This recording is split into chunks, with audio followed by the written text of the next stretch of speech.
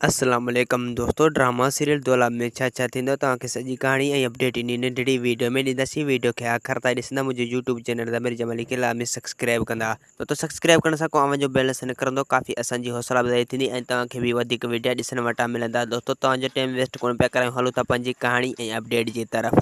तो race Mandur police सां ॻाल्हाईंदो ऐं पुलिस खे धमकी ॾींदो त तो ख़ान जी पुट खे छो गिरफ़्तार कयो, यानी तूं हाणे उनखे आज़ादु कर, न त मां तोसां घटि न कंदुसि। ऐं ॿिए पासे दोस्तों मुराद रेज़न वारनि जे मथां FIR दाख़िल कराए छॾींदो ऐं मुराद उन्हनि जा नाला खणंदो पुलिस जे अॻियां। पुलिस खे चवंदो त तूं हाणे उन्हनि खे जल्दी जल्दी गिरफ़्तार कर।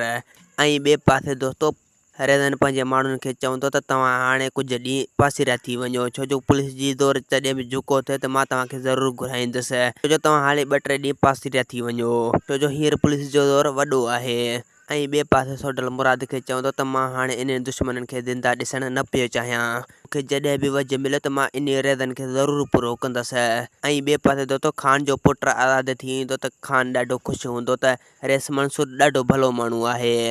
पंहिंजे पुट खे चवंदो त रेस मंसूर हक़ ऐं सच जो साथ ॾिए थो ऐं असांखे बि रेस मंसूर जो साथ ॾियणो पवंदो।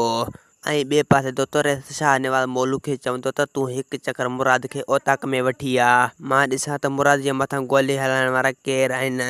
तो उम्मीद आहे त तव्हांखे हीउ वीडियो पसंदि आयो हूंदो। असांखे ॾींदा हाणे इजाज़त, वरी तव्हां सां मिलंदासीं के नई ईंदड़ वीडियो में। ख़ुदा हाफ़िज़।